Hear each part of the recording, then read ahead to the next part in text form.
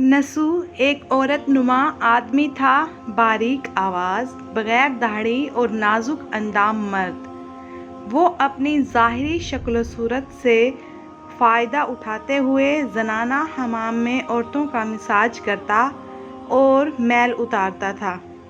कोई भी उसकी हकीकत नहीं जानता था, सभी उसे औरत समझते थे। ये तरीका उसके लिए ज़रिए माश भी था और औरतों के जिस्म से लज्जत भी लेता था।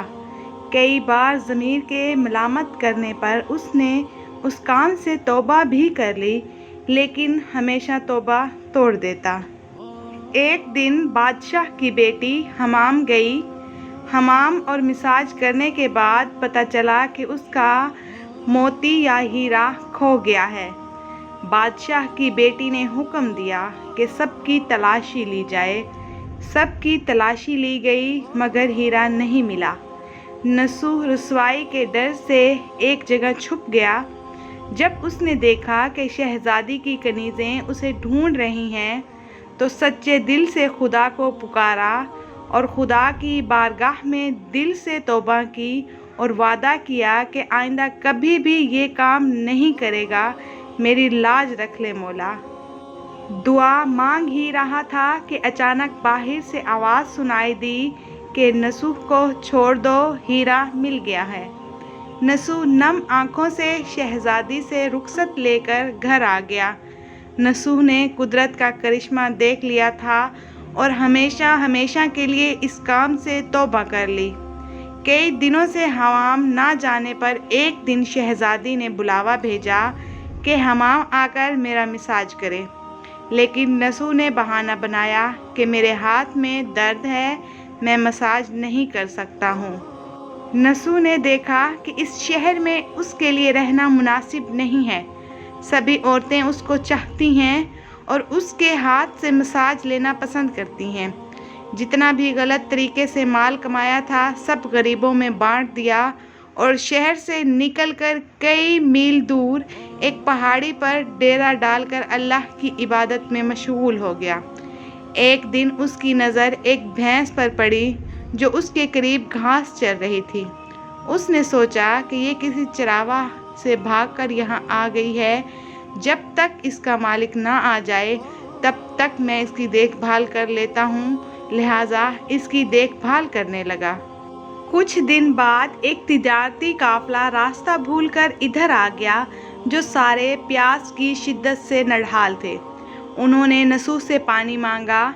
नसू ने सबको भैंस का दूध पिलाया और सबको सैराब कर दिया। काफिले वालों ने नसू से शहर जाने का रास्ता पूछा। नसू ने उनको आसान और नज़दीकी रास्ता दिखाया। नसू के इखलाक से मुतासिर होकर ताजरों ने जाते हुए उसे बहुत सारा माल बतौर तोहफा दिया। नसू ने उन पैसों से वहाँ कुआं खुदवा दिया। आहिस्ता आहिस्ता वहाँ लोग बसने लगे और इमारतें बनने लगीं। वहाँ के लोग नसू को बड़ी इज्जत और एहतराम की निगाह से देखते थे। रफ्ता रफ्ता नसू की नेकी के चर्चे बादशाह तक जा पहुँचे। बादशाह के दिल में नसू से मिलने का इश्तियाक पैदा हुआ। उसने नसूह को पैगाम भेजा कि बादशाह आपसे मिलना चाहते हैं, मेहरबानी करके दरबार तशरीफ़ ले आएं। जब नसूह को बादशाह का पैगाम मिला, उसने मिलने से इनकार कर दिया और माजरत चाही कि मुझे बहुत सारे काम हैं, मैं नहीं आ सकता। बादशाह को बहुत ताज्जुब हुआ, मगर उस बेनियाजी को देखकर मिलने की तलब और भी बढ़ गई।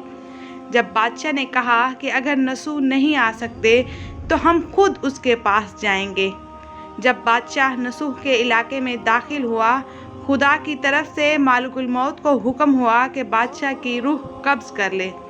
चौंका बादशाह बतौर अकीदतमंद नसूह को मिलने आ रहा था और रियाया भी नसूह की खूबियों की गर्विदा थी, इसलिए नसूह को बादशाह के तख्त पर बिठा दिया गया। तो नसूह ने अपने मुल्क में अदल और इंसाफ का निज़ाम कायम किया। वही शहजादी जिसे औरत का भेस बदल कर हाथ लगाते हुए भी डरता था, उस शहजादी ने नसूह से शादी कर ली। एक दिन नसूह दरबार में बैठा लोगों की दाद रसी कर रहा था कि एक शख्स वार हुआ और कहने लगे कि कुछ साल पहले मेरी भैंस गुम हो गई थी। بہت ڈھونڈا مگر نہیں ملی، برائے مہربانی میری مدد فرمائیے۔ نسو نے کہا کہ تمہاری بھینس میرے پاس ہے، آج جو کچھ میرے پاس ہے وہ تمہاری بھینس کی وجہ سے ہے۔ نسو نے حکم دیا کہ اس کے سارے مال اور دولت کا آدھا حصہ بھینس کے مالک کو دیا جائے۔ اور وہ شخص خدا کے حکم سے کہنے لگا، اے نسو، جان لو نہ میں انسان ہوں اور نہ ہی وہ جانور بھینس ہے، بلکہ ہم دو فرشتے ہیں، تمہارے امتحان کے لیے آئے تھے۔ یہ سارا مال اور دولت تمہارے سچے دل سے توبہ کرنے کا نتیجہ ہے، یہ سب کچھ تمہیں مبارک ہو۔ وہ دونوں فرشتے نظروں سے غائب ہو گئے۔ اسی وجہ سے سچے دل سے توبہ کرنے کو توبہ نصوح کہتے ہیں۔ تاریخ کی کتب میں نصوح کو بنی اسرائیل کے ایک بڑے عابد کی حیثیت سے لکھا گیا ہے۔ نصوح رزق کمانے کے لیے اللہ کا ناپسندیدہ کام کیا کرتا تھا۔ جب وہ کام اللہ کے خوف کی وجہ سے چھوڑا تو اللہ نے رزق کے اسباب پیدا کیے اور بادشاہت تک عطا کر دی۔ حرام طریقے سے لذت حاصل کرنا چھوڑا تو اللہ نے نکاح میں شہزادی دے دی۔ اللہ تعالیٰ سب کو توبہ کرنے اور تا دم مرگ اس توبہ پر قائم رہنے کی توفیق عطا فرمائے۔ آمین ثم آمین۔